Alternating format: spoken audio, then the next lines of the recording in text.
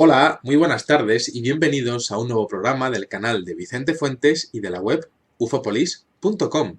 Bueno, es un placer estar aquí con todos vosotros, además con un tema de actualidad, un avistamiento por parte de unos pilotos de una conocida aerolínea el pasado 24 de agosto en una ruta comercial entre Hong Kong y Anchorage, en Alaska, Estados Unidos. Bueno, estos señores protagonizan un incidente muy curioso y muy interesante porque llegan incluso a tuitear algunas de las imágenes que están teniendo prácticamente en directo y claro, las imágenes nos exponen un caso desconocido por parte de lo que viene siendo la casuística mundial de avistamientos desde unas cabinas de aviones o desde bueno, pues rutas comerciales, ¿no?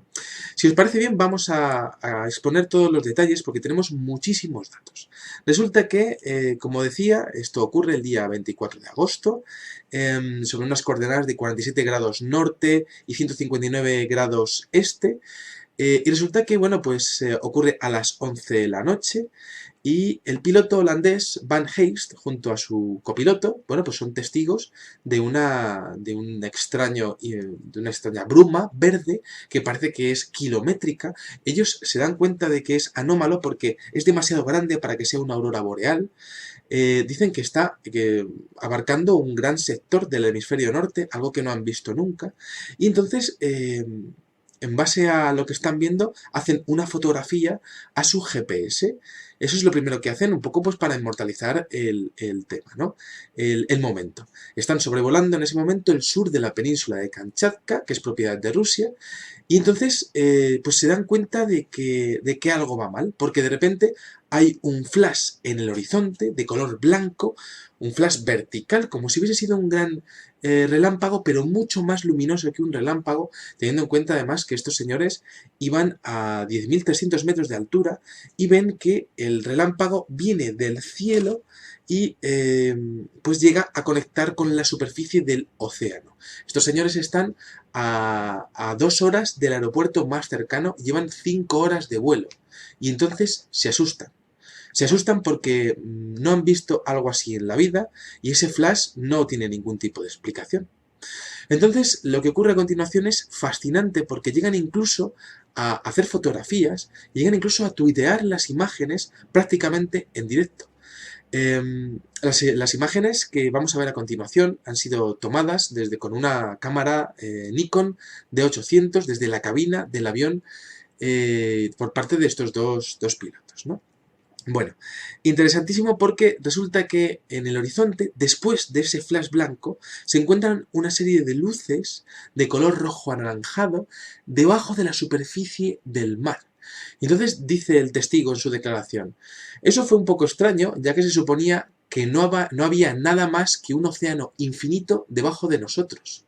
Es decir, ellos están acostumbrados a sobrevolar esa parte del mundo que es todo océano, y de repente se encuentran unas luces rojas después de ese resplandor blanco que no deberían de estar allí.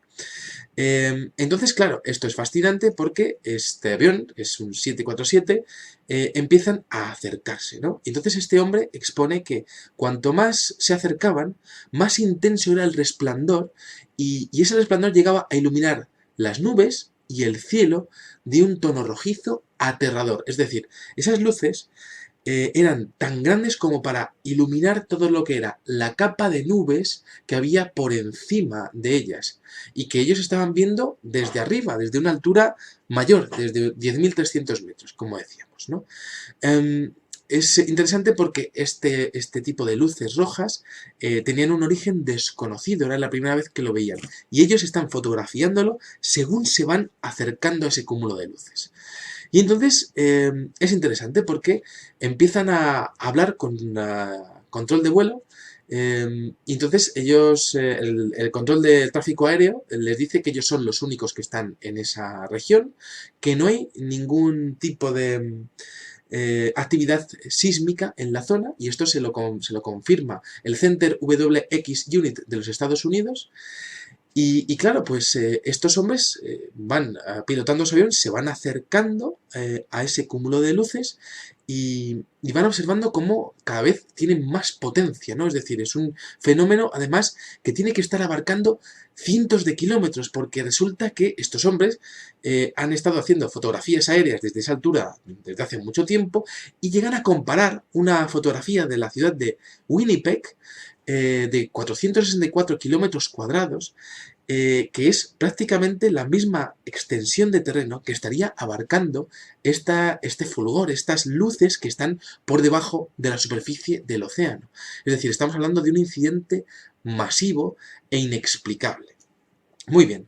Lo más asombroso del caso es que cuando llegan justo a la posición de las luces, porque llegan a acercarse muchísimo, empiezan a ver cómo hay, bueno, pues luces de color rojo, sobre todo, de color anaranjado, que están destelleando, de hecho, ¿no? Se ve cierta actividad interna. Se observa además, bueno, pues también algunas luces de color blanco, de color verde también, de color amarillo, pero sobre todo, vamos, prevaleciendo sobre las demás, las de color rojo, ¿no? Entonces hacen una de las fotografías más famosas y la llegan a tuitear o a mandar al servicio de airlifenet.com el día 26 de agosto, es decir, esto lo hacen un día después, el tweet, a las 8:38 horas aparece el tweet de esta AirLifeNet, ¿no? Entonces, bueno, pues interesante porque, bueno, como decíamos, esto está prácticamente abarcando el mismo terreno que una ciudad de 633.000 personas, que es como es Winnipeg en Canadá, en la provincia de Manitoba, ¿no? Fascinante porque, bueno, pues estos señores empiezan a sacar fotografías, incluso llegan a sacar una fotografía como con perspectiva de ojo de pez para poder llegar a captar más detalles y claro, es fascinante porque resulta que se observan cómo esos núcleos están interaccionando entre sí, igual que vemos muchas veces con algunos avistamientos de objetos voladores no identificados en el espacio. Entonces es fascinante porque, bueno, pues van sobrevolando toda la zona y empiezan a ver, pues además sin cambiar su altura, pues este tipo de luces, empiezan a verse también luces, como decíamos, verdes, amarillas, pero vamos, sobre todo rojas, ¿no? De hecho, en la última foto, que es la más clara de todas, se observan perfectamente esos núcleos perfectamente definidos, algunos de ellos en parejas, otros en núcleos de 4, otros en triadas, muy interesantes, ¿no? Hasta el momento no ha habido ningún tipo de declaración de las fuerzas aéreas norteamericanas ni rusas exponiendo ningún tipo de opinión al respecto, ¿no? Y claro, es muy curioso porque en base a eso, pues tenemos que hacer una pequeña investigación al respecto, ¿no? Vamos a ver qué tipo de teorías, qué tipo de datos tenemos, ¿no? Es interesante porque tenemos una falta de actividad volcánica en esa zona, en ese día en concreto y en esa hora, y esto está confirmado por parte del USGS, que es un servicio que alerta de este tipo de actividades volcánicas, este tipo de actividades sísmicas en Estados Unidos. Es interesante también porque tenemos los metadatos de cada fotografía y tenemos las capturas de los tweets originales del capitán, tenemos la localización exacta de Google Maps, es decir, en mi opinión es un caso bastante bueno porque tenemos datos, fotografía, tenemos fuente y tenemos interacción con las redes sociales. Es un caso del siglo XXI, podríamos decir. Bueno, esto es realmente interesante porque estamos hablando de datos sismológicos. Vamos a ver qué ocurrió durante el vuelo, ¿no? Resulta que los pilotos escucharon por radio que había habido terremotos de baja intensidad en Islandia, en Chile, en San Francisco y que había volcanes que podían hacer erupción durante su vuelo. Entonces estuvieron comprobando toda esta información en directo con la torre de control durante todo el vuelo para buscar posibles alternativas. Recordemos que estaban sobrevolando el anillo de fuego del Pacífico y que en países como Islandia recientemente han tenido que cerrar el espacio aéreo precisamente por la erupción de un volcán. Bueno, también tenemos que hablar un poquitín, antes de ir a las teorías, del flash, ¿no?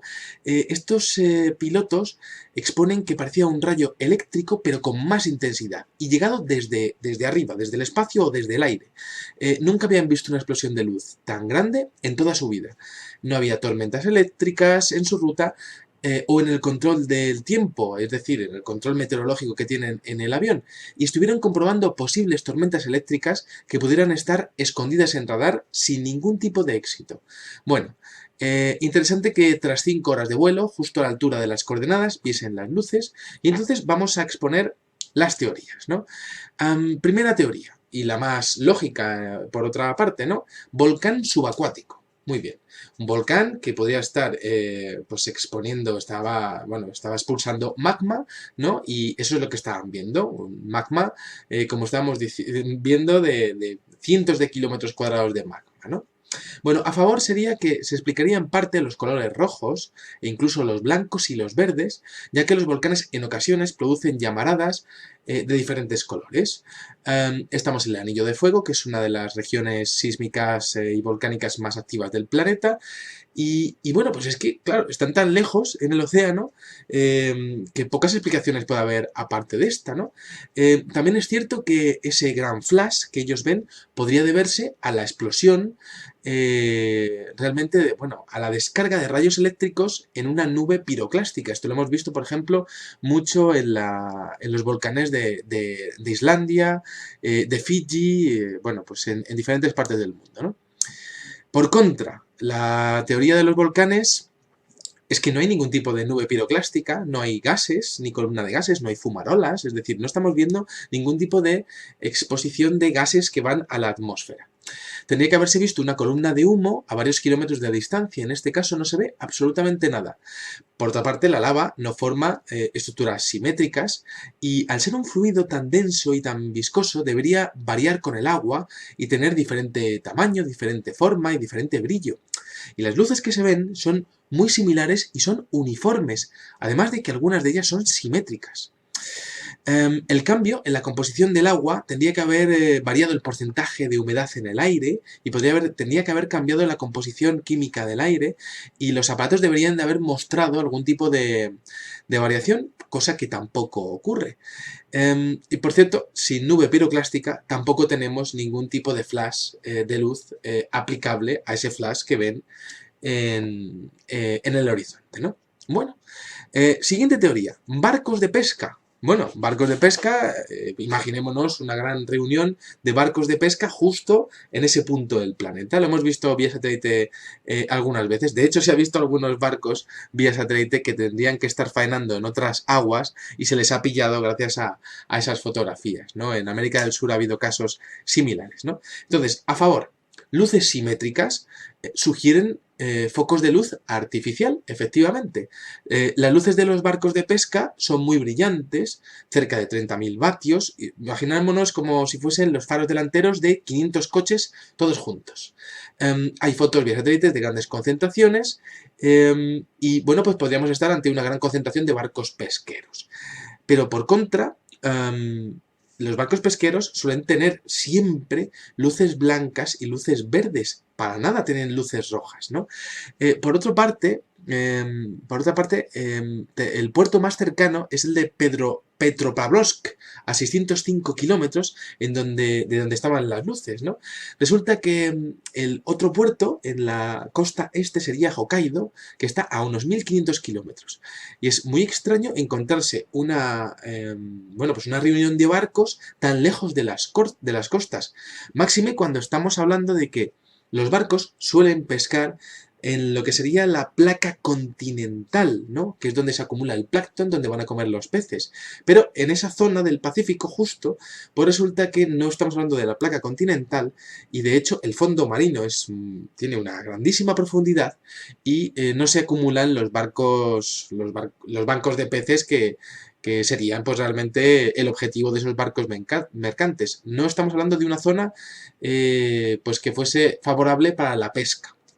Bueno, interesante. Por cierto, el espectro de luces rojas no sirve para la pesca, no atrae a todo lo que sería pues los bancos de peces, ¿no? No ayudan a pescar, tal y como sí ocurre con las luces blancas o las luces verdes. Ninguna embarcación de pesca del mundo utiliza esas luces de ese color en alta mar. Por cierto, no existen estructuras marinas tan grandes, no estamos hablando de un laboratorio submarino, y tampoco estamos hablando de barcos que sean gigantescos o inmensos, ni siquiera los grandes portaaviones de los Estados Unidos. Lo digo porque es que las luces están abarcando kilómetros y kilómetros de extensión por debajo del océano, todo esto subacuático. Por cierto, el flash inicial, este flash que viene de la atmósfera, tampoco puede explicarse con la teoría de los barcos mercantes.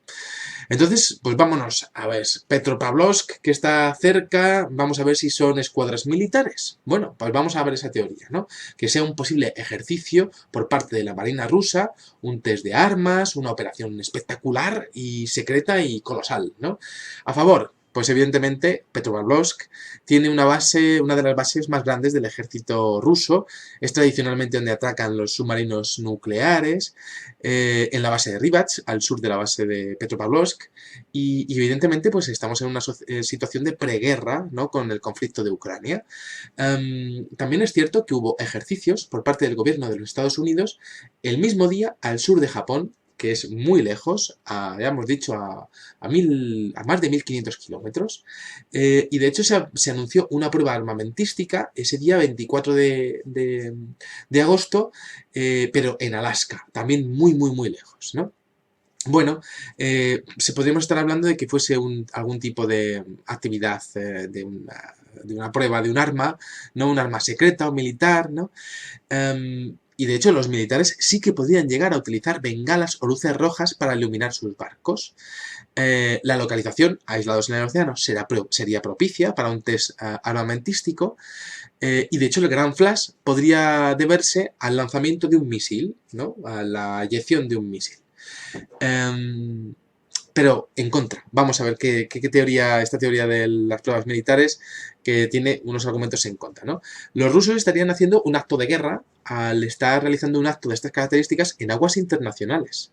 Tal y como está la situación ahora mismo, sería un auténtico riesgo hacer este tipo de operaciones, ¿no? Siguiente, las luces son demasiado brillantes como para ser luces militares. De hecho, habrían dejado ciegos literalmente a todos los soldados de esas embarcaciones.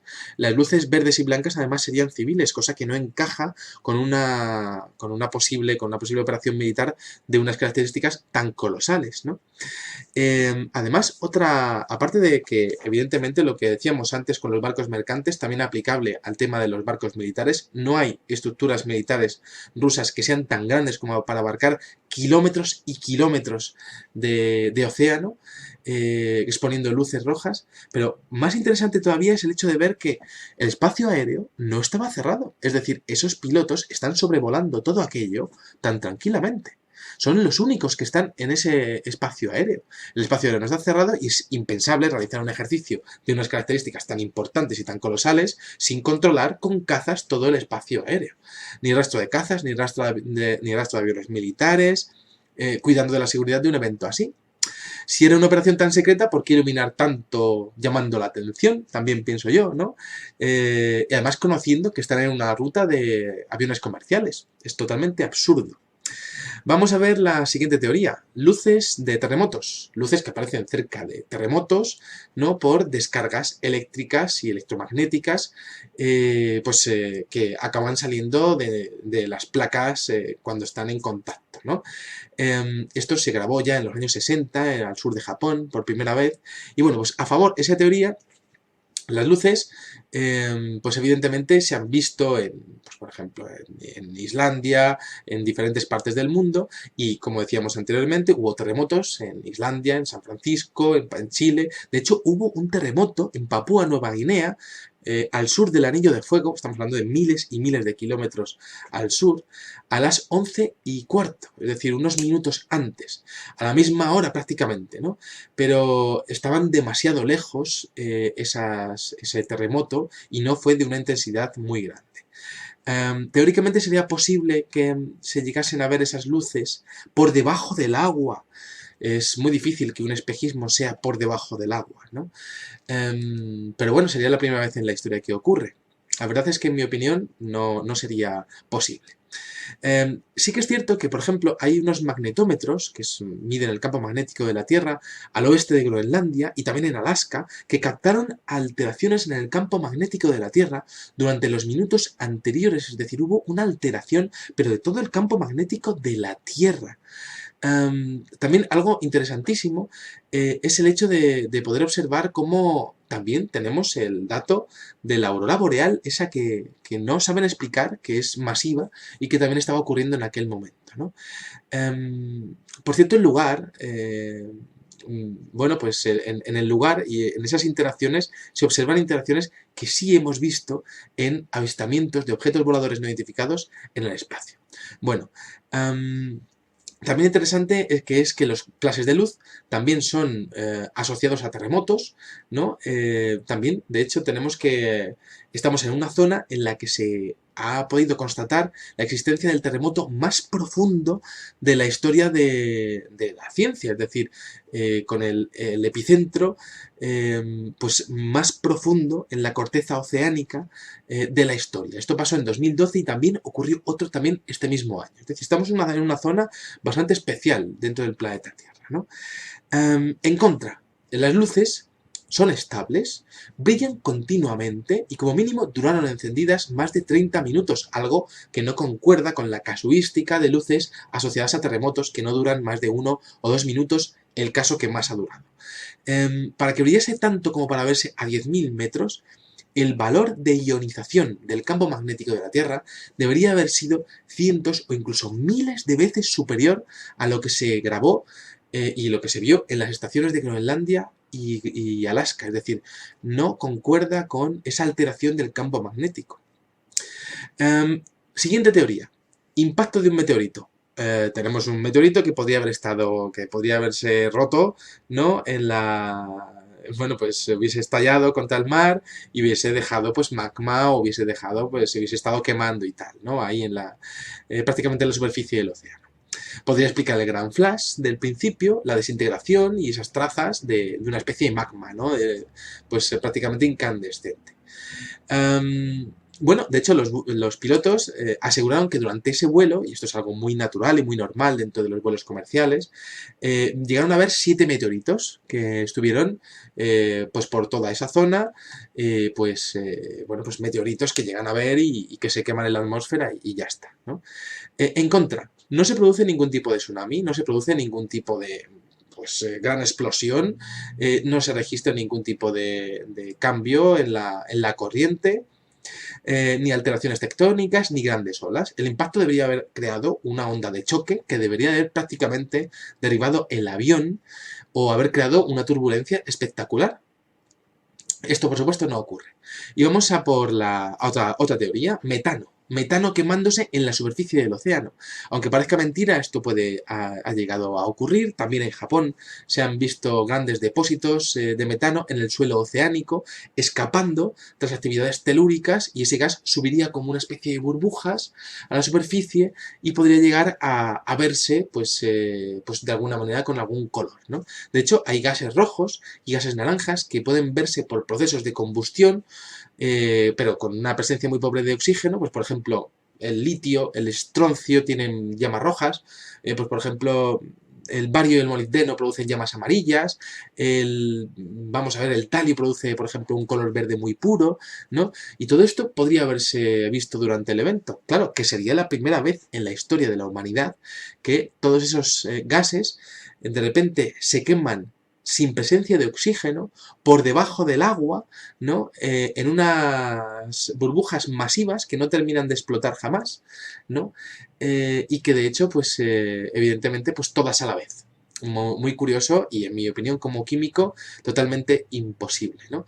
Evidentemente, también tenemos que exponer que no hay actividad sísmica, volvemos a decir en ese momento, que la cantidad de gas liberado sería única en la historia y que, bueno, pues si fuese metano y toda esta teoría fuese real, el metano, como habréis visto muchas veces, quema, pero con llama azul, no con llama roja. Vale. Y bueno, pues para mí la teoría que nos queda que quizás sea la más polémica, que quizás sea siempre la más difícil de defender, ¿no? Que es es la teoría de los ovnis, de los objetos voladores no identificados, ¿no? Luces no identificadas, objetos pues de prácticamente ovnis lumínicos, simétricos, como hemos visto cientos de veces en el fenómeno, con parentesco con casos en el espacio, en el espacio también aéreo más cercano a la Tierra, en México, en Perú, en Inglaterra, en Estados Unidos, en España, en Francia, en Italia, en Holanda, en Alemania, en miles, o sea, vamos, en miles de ciudades en el mundo se graba lo mismo, ¿no?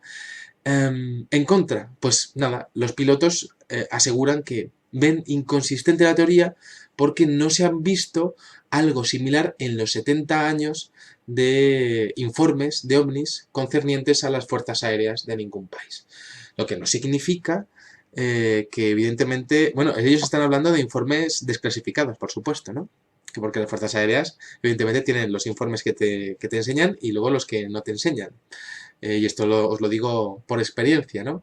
Aquí en España he visto informes desclasificados y me gustaría ver dónde está la carpeta de los informes no desclasificados, ¿no? Por cierto, los informes desclasificados de España estaban, algunos de ellos, tachados con TIPEX, así es este país. Me interesa muchísimo el hecho de la teoría de los ovnis porque estaría corroborando lo mismo que se ven en las filmaciones de la NASA que estudiamos en Ufópolis, que se ven también en los vídeos que graba gente honrada, gente trabajadora, que no tiene ningún tipo de ganas de involucrarse en el tema de los ovnis, pero que se encuentran con esta realidad. Al igual que posiblemente se encontraron aquellos pilotos en aquel vuelo de finales de agosto de este año 2014, ¿no? Entonces, bueno, yo he expuesto todas las teorías, podéis quedaros con la que queráis. He expuesto la teoría de los ovnis finalmente porque me parece la más lógica dentro del contexto científico en el que hemos estado hablando.